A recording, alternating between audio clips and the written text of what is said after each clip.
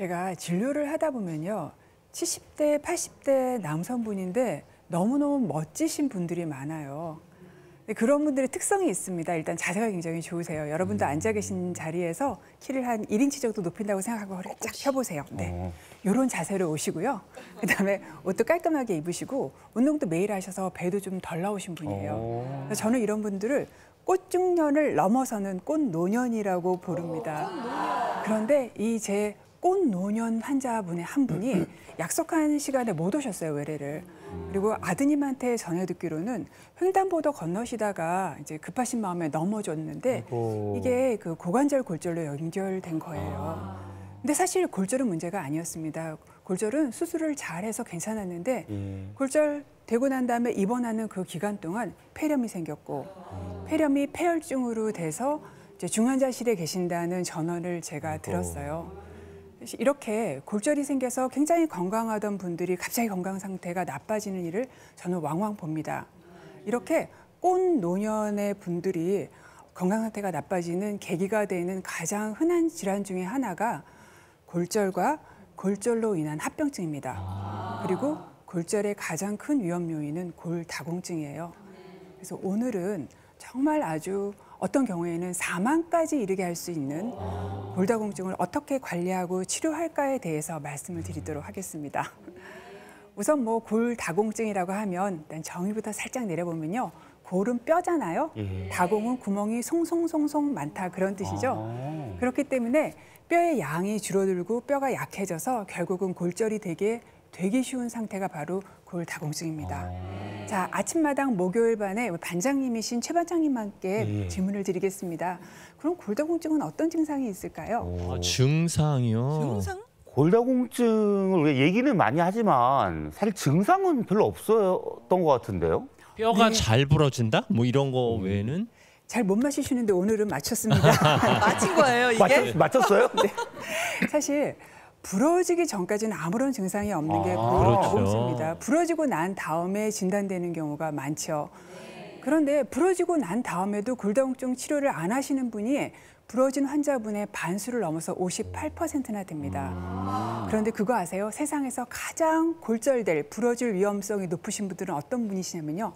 방금 부러지신 분입니다. 오히려. 그렇기 때문에 한 번이라도 골다공증으로 인해서 부러진 적이 있으신 분들은 반드시 골밀도 검사를 받으시고 골다공증 치료를 하시는 게 필요합니다. 그러면 우리나라 분들은 뼈 상태가 지금 어떤지 중년과 노년분의 자료를 제가 보여드리도록 하겠습니다. 이 자료 한번 보시면은요. 초록 색깔이 정상인 분이세요. 왼쪽이 여자고 오른쪽이 남자분이세요. 그다음에 노랑으로 표시되어 있는 게 골다공증이 되기 바로 전 단계인 골감소증이고요. 빨갛게 표시된 게 골다공증이에요.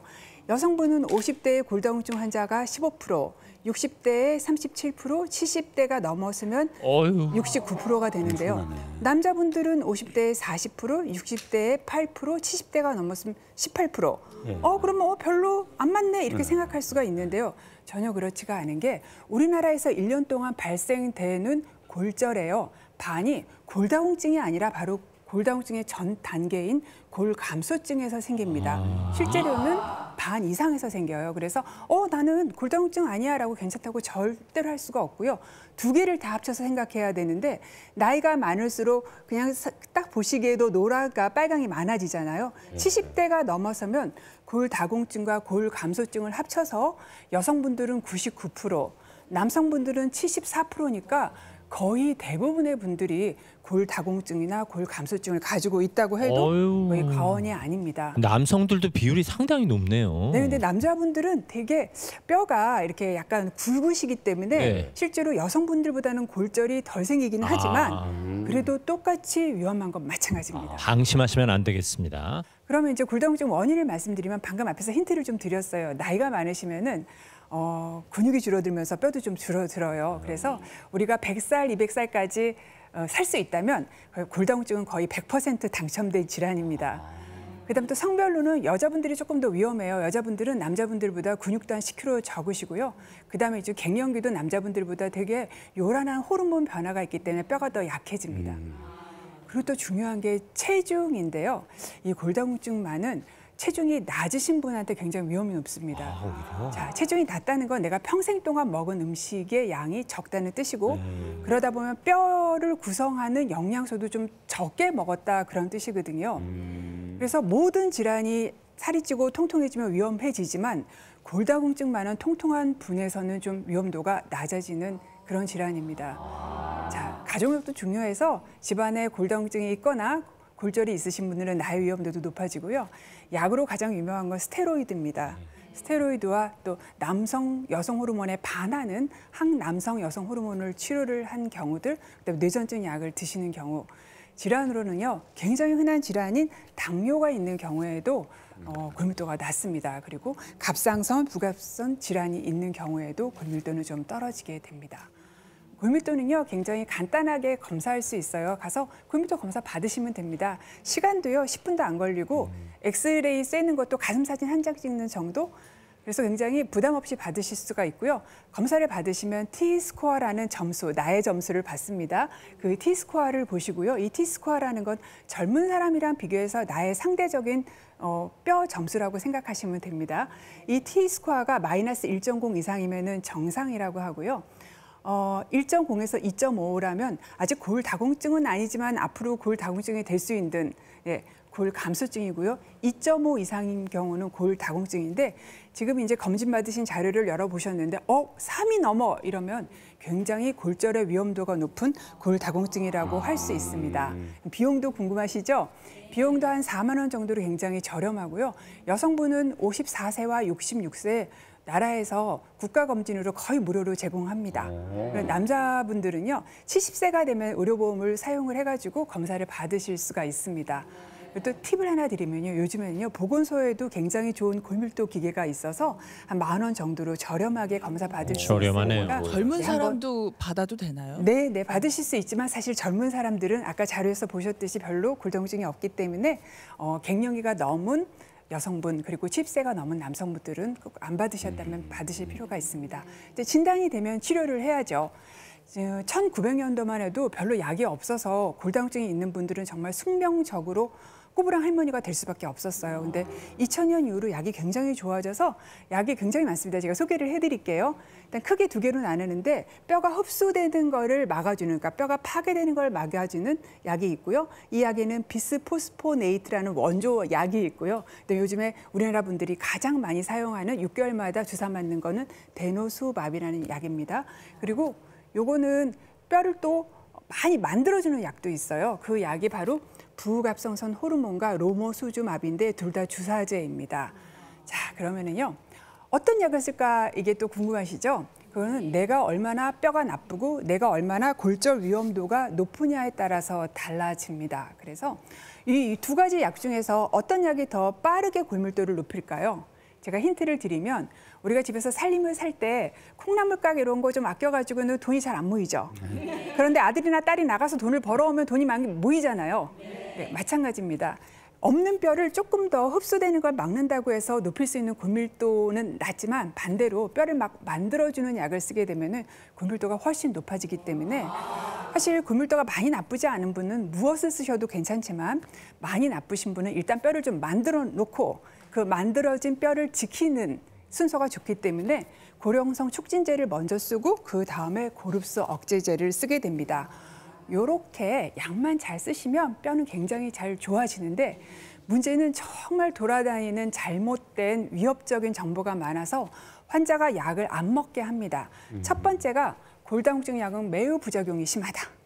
실제로 제가 골다공증 치료를 10년 넘게 했는데요. 그렇게 심각한 부작용이 생긴 것은 개인적으로 운이 좋아서 그런지 많이 경험하지 못했습니다. 제일 두려워하는 게 턱뼈가 썩는다, 뼈가 바스라진다 이런 부작용인데 실제로 생긴 거는 수만 명 중에 1명 정도 이렇게 굉장히 드물게 생기는 거고요.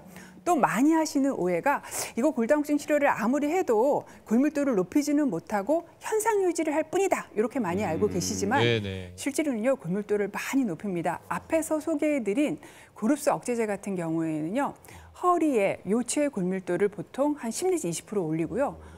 척추 자체의 골절은 한 50% 정도 예방을 하니까 정말 많이 예방을 합니다. 그다음에 제가 어제도 이런 환자를 만났는데요. 치과 치료하면 골다공증 치료제 끊어야 된다 이렇게 생각하셔서 정말 6개월 동안 안 나타나신 분이 오셨어요. 그런데 대부분의 약이 치과 치료랑 아무 관련성이 없고요. 어떤 약은 사실은 치과 치료에 도움이 되기도 하고요. 갑자기 끊어버리면 반동적으로 골밀도가 팍 떨어지면서 골절이 더 생기는 약도 있기 때문에 치과 치료를 안 받으시는 것도 안 되고 골다공증 치료를 안 하시는 것도 안 되고요.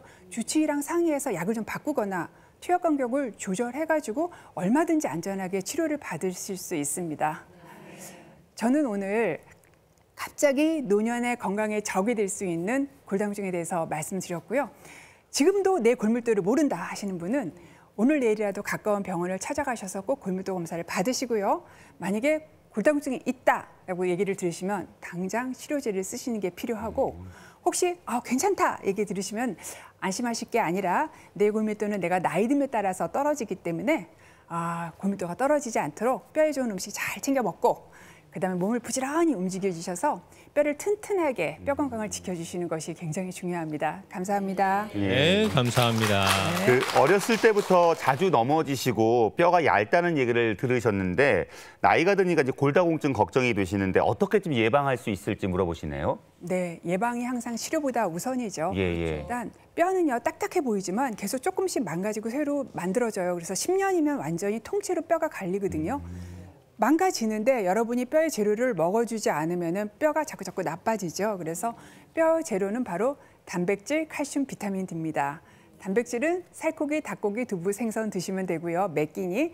칼슘 식품은 유제품이 그래도 좋아요. 우유나 요구르트 같은 거 하루에 한두 개 정도 드시면 되고요. 비타민 D만은 음식으로 해결이 안 되니까 영양제로 드셔주시고요. 그다음에 뼈가 만들어지라라고 자극을 하는 거는 나의 움직임입니다. 그래서 유산소 운동, 근력 운동 챙겨서 하시고요. 뼈를 항상 녹이는 것들이 있어요.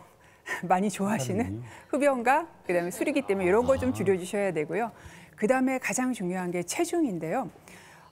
젊은 사람은 살이 빠질 때는 살이 빠지지만 이게 한 65세에서 70이 넘어가면 살이 빠질 때 살이 안 빠지고 근육이 빠져요. 그러면서 뼈도 같이 빠져버리거든요. 그렇기 때문에 그 나이에는 살을 더 빼려고 하시지 마시고 살을 더 찌우지 않게 노력하시는 게 좋고 골다공증 있으신 분들은 저체중이 굉장히 많으세요. 이런 분들은 음식을 조금 더 드셔서 체중을 한 1, 2kg 정도만 높이시면요. 골밀도가 굉장히 좋아지면서 살만하다 이렇게 환자가 얘기하십니다. 그래서 정상 체중을 유지하시는 게 굉장히 필요합니다. 의외로 멸치 먹으라는 말씀은 안 하시네요.